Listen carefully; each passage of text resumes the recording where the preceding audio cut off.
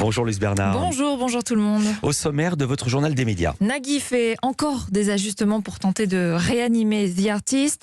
Le magazine L'Express se diversifie. Hugo Clément nous raconte son enquête sur la guerre de l'eau.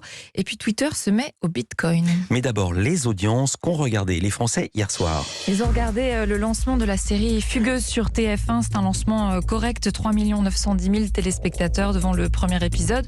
17,6% de part d'audience. Pour vous donner une idée, par exemple, la série qui l'avait précédé, Mensonge, c'était un lancement à plus de 5,5 millions. Donc voilà, c'est plutôt correct, mais peut-être un peu décevant.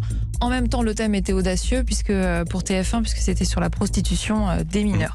Deuxième, la série 911 sur M6, 2 110 000 téléspectateurs devant le premier épisode, 10,1% de part d'audience, dans sa moyenne à peu près, un petit peu en dessous. Troisième, France 3 avec Un jour un destin, un inédit consacré à Jean-Jacques Goldman, 1 770 000 téléspectateurs, 8,3% de part d'audience. C'est à peu près ce qu'avait fait Un jour un destin la dernière fois que ça avait été diffusé en prime en 2020.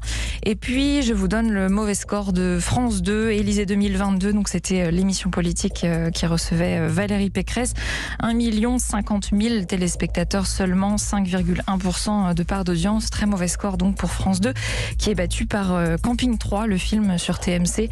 1 150 000 téléspectateurs hier soir.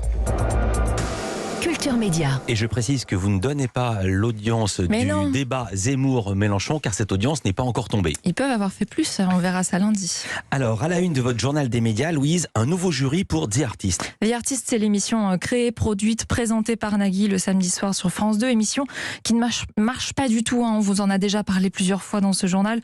Moins d'1 million de téléspectateurs samedi dernier, par exemple.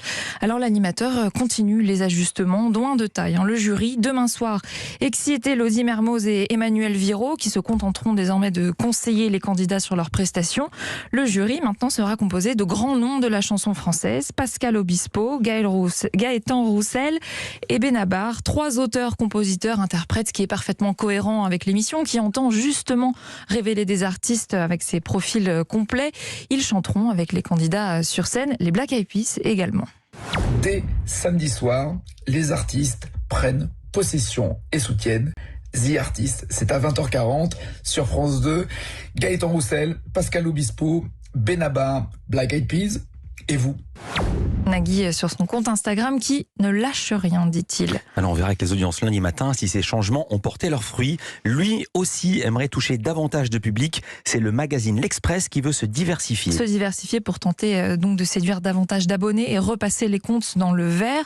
Avec son podcast quotidien d'actualité, La Loupe, lancé juste avant l'été. Ses 2 newsletters également envoyés chaque jour.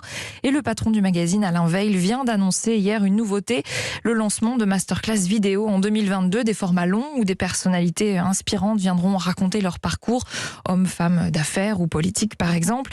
Un premier pas vers l'image et la télé, dit-il. D'ailleurs, lors de la conférence de presse, Alain Veil a confié ne pas s'interdire de regarder les chaînes qui pourraient être vendues dans le cadre du rapprochement M6-TF1.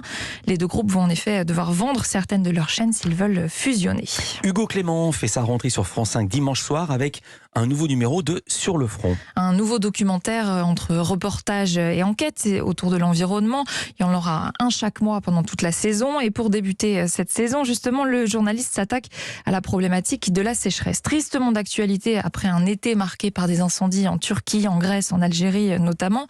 Mais Hugo Clément a choisi de se concentrer sur la France, car oui, le phénomène nous concerne aussi. La sécheresse, ça a un impact quotidien, concret sur la vie des habitants, par exemple, qu'on a rencontrés dans l'Aude et qui ont plus d'eau au robinet. Ça a un impact concret sur la vie des gens qui ont perdu leur maison dans le Var parce qu'il y a eu des méga-feux qui ont été attisés, renforcés par cette sécheresse.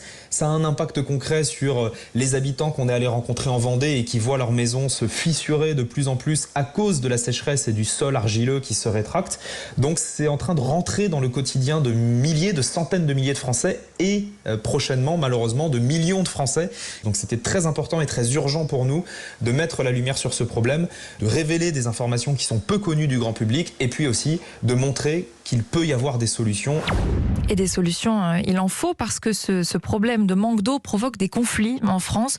Conflits entre agriculteurs, notamment sur la question des bassines agricoles. Par exemple, ce sont de grands bacs construits pour irriguer les cultures gourmandes en eau, accusés d'aggraver justement cette sécheresse, tout comme les canons anti-grêle dont on découvre peu peut-être l'existence, c'était mon cas, qui sont censés protéger les cultures. Et c'est pour ça qu'Hugo Clément a nommé cette émission « La guerre de l'eau en France ». Il y a une multiplication des conflits et malheureusement, j'ai envie de dire, on n'est qu'au début de ces conflits-là, parce que plus la ressource en eau va être perturbée, c'est-à-dire soit trop, soit pas assez, plus il va y avoir de conflits autour de cette question de l'eau.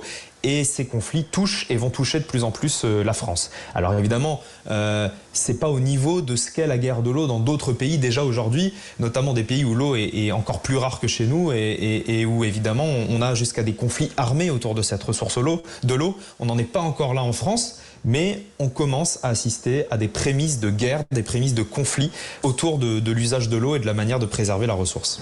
Voilà, nouveau documentaire sur le front diffusé dimanche soir à 20h55 sur France 5. Et une nouveauté, vous pouvez désormais donner des pourboires sur Twitter. Oui, des pourboires à vos comptes préférés. C'est une nouvelle option que propose le réseau social dès aujourd'hui dans le monde entier, sur iPhone uniquement. Des pourboires non pas via des paiements en carte bancaire, mais en crypto-monnaie, notamment en Bitcoin. Twitter continue ainsi de déployer sa nouvelle stratégie, développer des espaces payants. Le réseau social avait déjà lancé une option d'abonnement payant à certains comptes aux États-Unis uniquement. Avec cette stratégie du payant, Twitter veut fidéliser en fait les créateurs de contenu et leurs fans évidemment prêts à payer. Voilà, mais il faut un iPhone, être aux États-Unis et payer en Bitcoin. Non, alors le Bitcoin, ce sera même en France, c'est dans le monde, c'est les abonnements payants à certains comptes qui est pour l'instant uniquement réservé aux États-Unis. Merci beaucoup, Louise Bernard. Mais si vous voulez m'envoyer des Bitcoins, n'hésitez pas, j'ai un compte Twitter. Moi aussi j'ai un compte Twitter, je veux pas de Bitcoin. Toutes ces infos à retrouver dans la newsletter média, inscription gratuite sur europe1.fr. À lundi, Louise, pour les audiences de l'émission de Nagui, du débat Zemmour-Mélenchon et pour un nouveau journal des médias. Ah ouais, il y en aura des choses à dire. À lundi.